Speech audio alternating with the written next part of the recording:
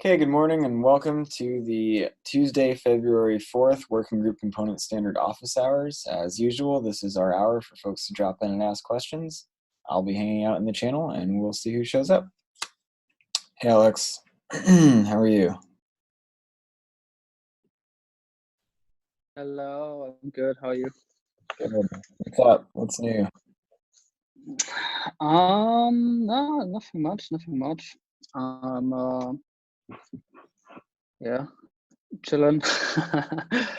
Um, no, I'm just like, the weekend I was like, looking into the whole controller manager thing a bit. I have the feeling I get like more proficient every time I look into it, which is quite nice. Awesome. Um, So actually what I wanted to do now is I wanted to just like briefly go with you over the kind of like work in progress like idea sketch I think Lucas was doing back in the day. Okay. And there's quite a discussion between Stefan and Jordan. Let me send you the link.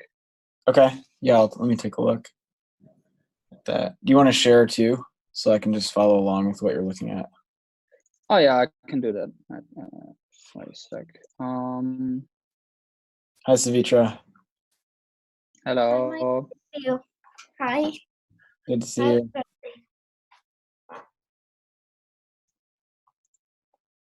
All right. Can you see it? Yes. Awesome. So yeah, just so this discussion started in around May, I think. And I think the general idea is so they're proposing a couple of alternatives here. I think each alternative is kind of implies that every controller is versioned on their own, right? So like alternative one, carry their own GVK. I don't know exactly what this means. This question didn't get answered. So Yeah, if I we don't have know like, what that means either. I'm assuming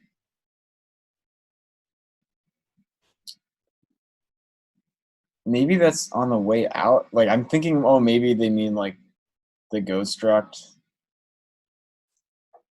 like kind defaulting that happens on serialization. Like if you haven't set a kind, mm, I think it will insert the correct kind based on your ghost struct. But I don't know why that would be yeah, in stock if it's that. I'm not sure. I'll just skip it for now. Um, this one I found quite interesting. So include a metadata here. If we decide to store this as a CRD sometime in the future. I'm gonna I defer think this that. might be interesting for the discussion. Yeah, I'm gonna yeah, defer that. I would defer that as well. I just Yeah, because Joe's Sergi is working on that and trying to figure out exactly, what the yeah, path forward is. Yeah. yeah, yeah, yeah. I just found it interesting that we could use this argument in a discussion moving forward. Yeah, that's one potential thing that's Um, come up before. It would need to be yeah, it would need to be a different metadata set of metadata. It would need to be the standard. Well, I need to actually look at how CRDs are even defined these days. I think that might be but I think it would be the metadata that's used for the API server. It wouldn't be our normal subset. mm, So that's worth yeah. keeping in mind.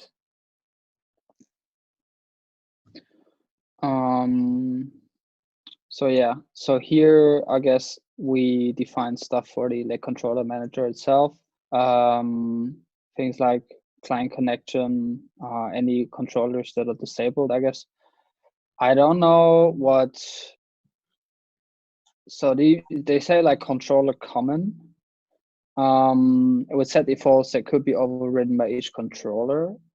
Uh, I don't know how this relates to like the kubectl shared config thing. Maybe something about like client connections or so. Yeah, I don't really know. I think there's maybe different approaches. Like one would be you just have this shared config that sets it for everything. Another one would be you have a shared config that sets defaults for everything, but still allow individual controllers to explicitly override the shared Mhm. parameters. And that's worth thinking about. Yeah, maybe this we can incorporate for like the we can hint at the current shared fields, and we can like I don't know if we not name it common or something else, but just like some field where we can define defaults and stuff can be overwritten later on. Yeah. Yeah. So runtime raw extension. I tried look this up in the code base. I don't think I got like full grasp of it. Do you have like a word or two on raw extension? It's basically a way to represent like raw JSON, like schemaless JSON in Okay. in one of our schemas. Yeah. Okay. There's you should be able to find it in the code. Yeah. I got it here, actually. Okay. So there's a quite big comment field on it. So yeah, if you like go or like embed something from your external and internal, or yeah, I don't know. I just read it up. Yeah, so this you see where it says my plugin, like that's just basically in there raw JSON. And this allows you to kind of like write your raw JSON or YAML, so it looks like everything else. And it'll get parsed into like whatever struct you provide, kind of.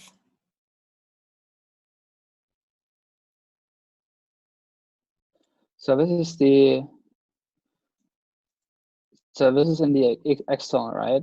But yeah, why don't we just use like the runtime object here as well? Like what's, why can't this be like this? I think the idea is that it's like some arbitrary extension. So like, I don't know if Cluster API uses this, but one example of something that might use raw extension is like provider config in a machine template, where it can be a different schema depending on which cloud provider it's deployed on. So there's some sort of late binding happening, I think, with the actual schema that's expected. So it's an extension point for integration. Okay, I see. Yeah.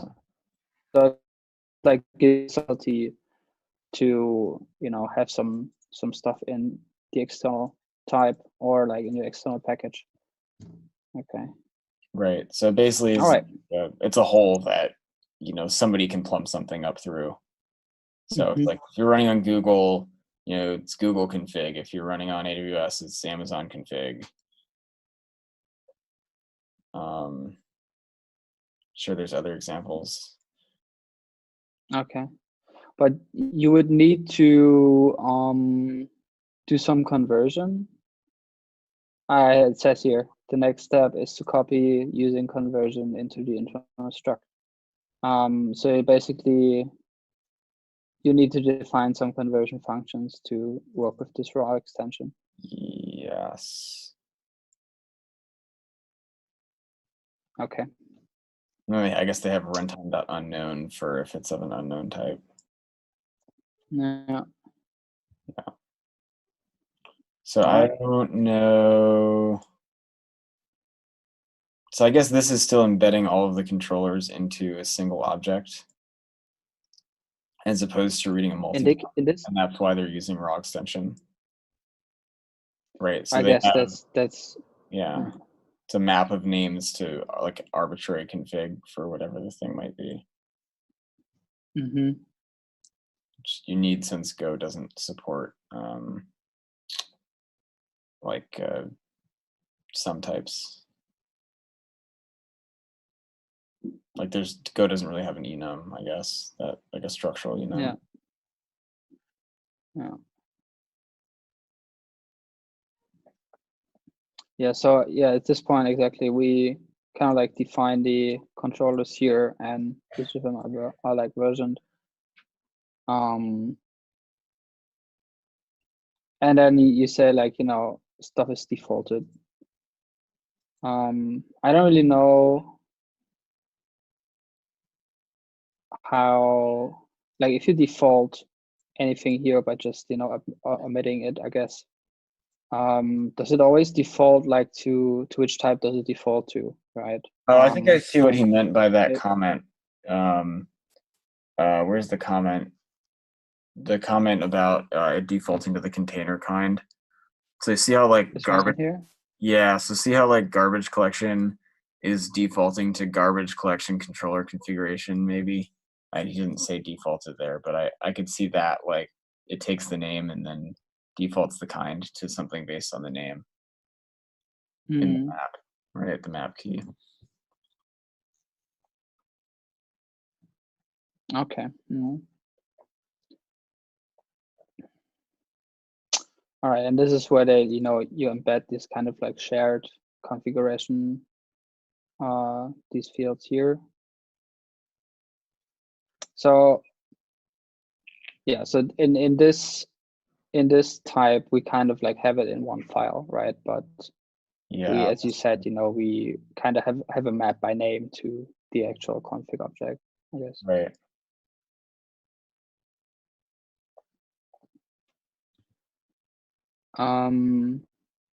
So for this one, we merged per map key. I don't really like see how this is different. For me, it looks like it's just some sort of shorthand. So included here, and it kind of it implies, we get this version. Mm-hmm. It doesn't really seem that much different. Yeah. Yeah, like there's a couple sugar. differences that matter, right? Like, so yes, it is syntactic sugar for defaulting the version, which means you don't have to type the version, which is one of the arguments about having GVKs everywhere was like, oh my God, people have to type all this stuff, right? So that's maybe like an idea around that. I actually don't think it's that big a deal for people to have to type it out. Yeah. The other thing that's sort of interesting about this solution that makes it a little more of a complex implementation is that I could say garbage collection slash v1 and garbage collection slash v1 alpha 1 in a map, and I wouldn't get a parsing error because they're different keys. But somehow we'd have to resolve either which one to use or how to merge them, or like, what do we do? Do we throw an error? So that's like, has some more complex edge cases. I mean, we could do kind of like the strict decoding and say we have a duplicate field and we just, throw an error or something, or ignore it, I guess, at some point. Yeah, but it's an extra case that doesn't exist with the previous one, right? Yeah. And also like this, like if we ever change the group here, how does this reflect here, right?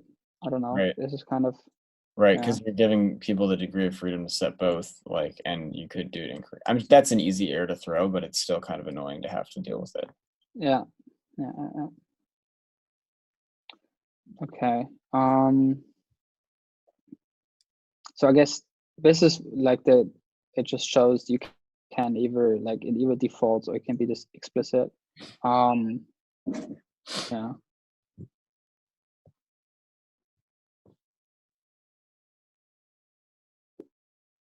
Here, one here. Yeah, that's like I think maybe red is trying to show errors. I'm not really sure. Yeah. I'm not sure either. And this one I don't really get. We start with partial control configs, and the owners of controllers move their flags into config. I don't really see. I guess it means like not having kind of this map we have here, but embedding them directly. I don't know.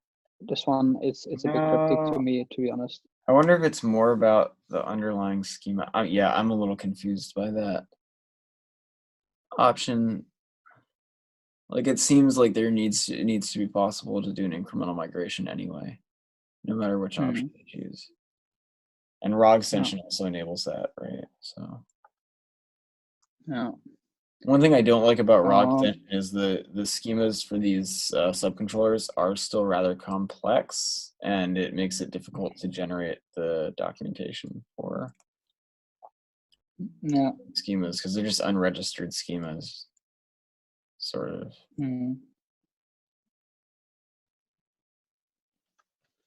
Yeah. So like what I want to do is I want to like use these first two and trying to incorporate them into the cap, so you know can make an alternative with that. Like this whole in-cluster config thing, I would probably defer for now. Because I think it's quite, I don't know. It sounds to me this alone would you know require a cap to think of, you know, how to go with this one. It's quite complex. Yeah. That would be like the equivalent of dynamic kubelet config for this. I would prefer to avoid that because that was a lot of extra work. Not sure it's proven useful in practice, just due to some of the difficulties with using the kubelets API, like config API in the first place. So I think getting this lower level piece correct first is a lot more important. Yeah.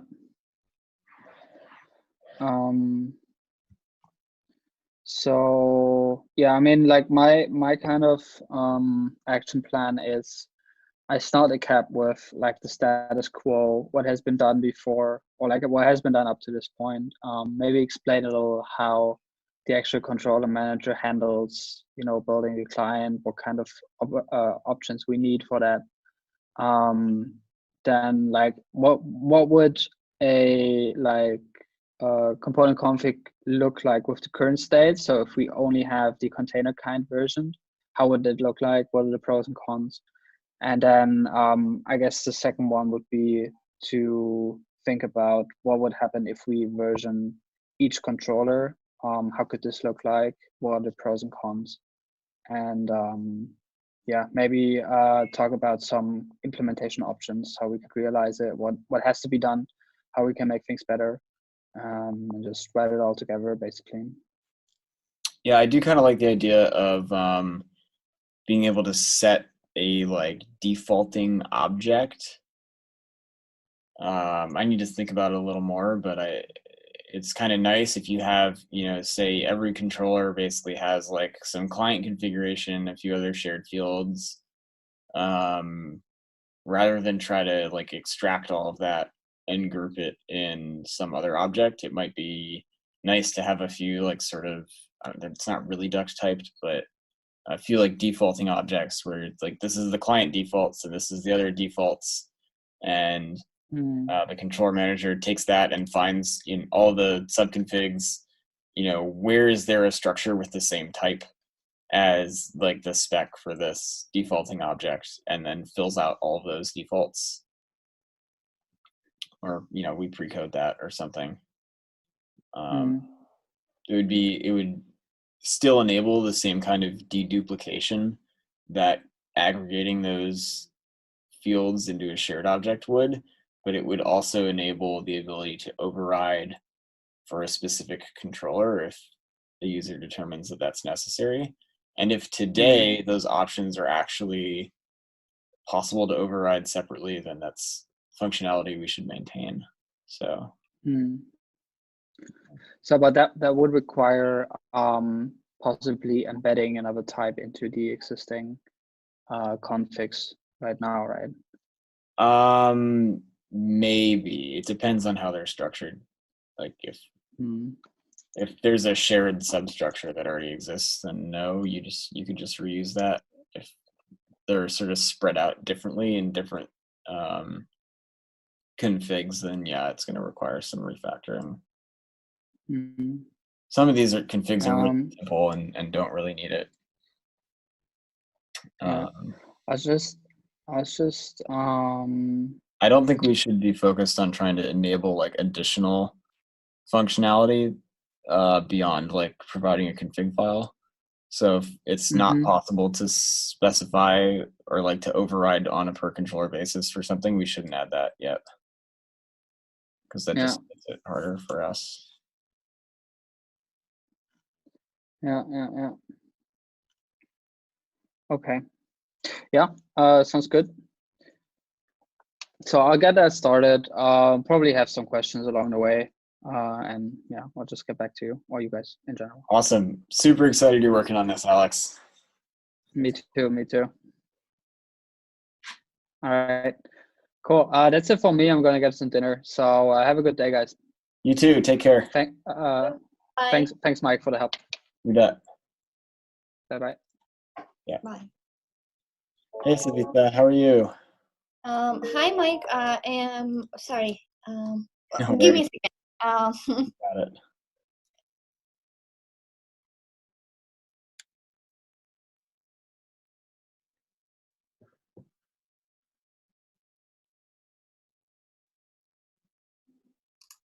I'm sorry about that. Someone just called me on my work phone, and I was like, instead of ending the call, I answered the call.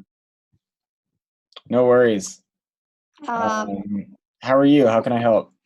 I am doing good, thank you. And I have few questions. I am going to create. So I got most of approval. So I'm gonna create a work in progress PR against the Kubernetes repo. Yay.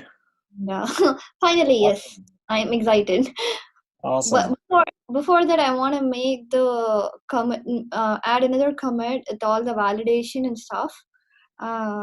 So I was looking towards adding. Sorry, I don't have my personal laptop too, and I have everything in there. I should have gotten it. I was in a hurry when I left home, so Sure. I'm just talk you through it. So I have added all the code changes that I could think of. So now I'm gonna run a make, or what do I run next to create the generated files? Oh, make generated underscore files Okay. should do it. If it for whatever reason doesn't, there's a folder in the top level directory called hack that has a bunch of shell scripts in it, and you, depending on what is lacking, you might find a script in there that can generate it. Usually generated files does everything. It does, I don't think it does the Bazel file updates though. Mm-hmm. All the build files, like the all caps build files. Mm-hmm. So Kubernetes has two build systems. There's like the old build system, which is all make and go build and a bunch of shell scripts. And that is actually, I think, still used for official releases, but there's also the Bazel based build system, which is where all the build files come Mm-hmm. from. And that is what it gets used for a lot of the testing in CI.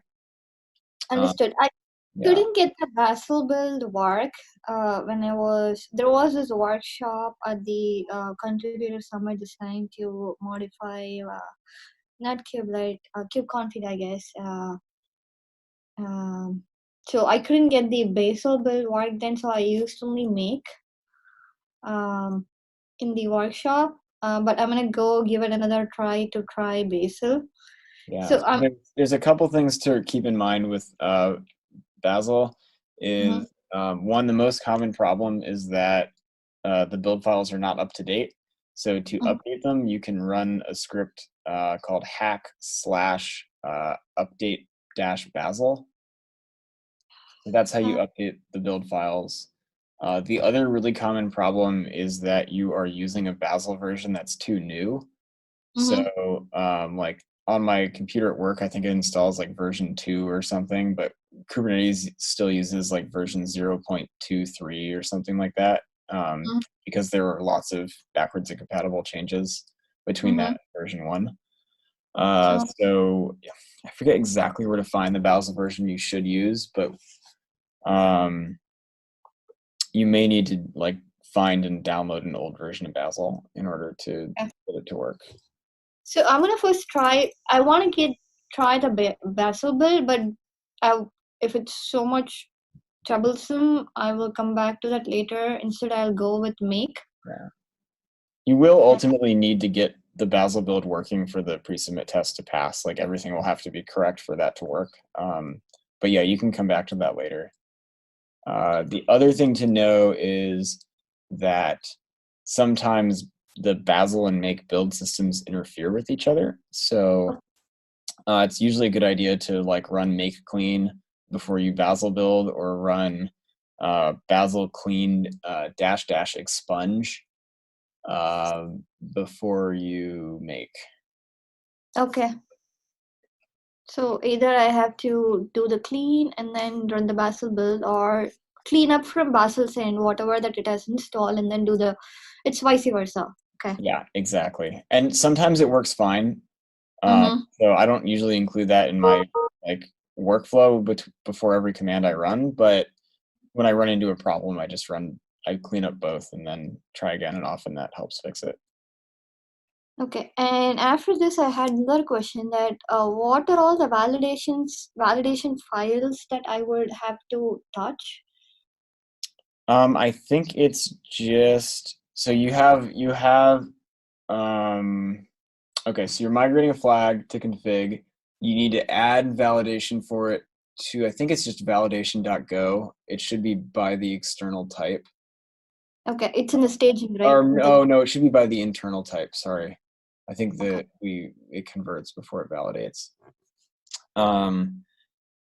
But then you should search around to like references to the variable that you're moving, just to see where different validation happens. Especially for like older flags, there's often validation that is just like super, super deep in the kubelet application code. Like it'll be like right before the value is actually used. Okay. So it's important to lift that out to the sort of top level validation if possible. Okay, so I'll make sure that I search wherever the references are. I'll cross verify if it needs a validation or not. Right. And I'll squash this. Once I get the overall, if I could get it, I will squash and then make a PR, or I'm gonna create a work in progress PR so that you and Lee can take a look at it. It's more easier to take a look at there than taking a look at my working branch. Yeah, feel free just to make a work in progress PR. All right, I will CC you if you don't mind, so that I can get more inputs and see what I'm doing wrong. And I was thinking that if I get this one successful, then the next time we could just move a bunch of files, like bunch of flags, not just create a single PR for everything. Right. Yeah, this is just a small one to make sure you have the workflow down, and then we can just do as many as possible. Okay, makes sense. Thank you, Mike. These are all the questions that I had. I'm so sorry. I wanted to bring my laptop and share my workspace, but I was running at like 6:30 a.m. today and I forgot. So I know. Glad it was still helpful. Yeah. Thank you, Mike. I think I have most of the things and I understand things a little better. Awesome.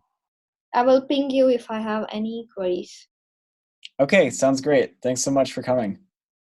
All right then. So I'm gonna drop off the call now, and I need to go attend Sick Docs to give them an update on the release docs. So great. All right, good luck. It's good talking to you. Looking forward to that work in progress PR. Sure. Thank you. Thanks for all your help. You bet. Take care. You have a good day. Bye-bye. Bye.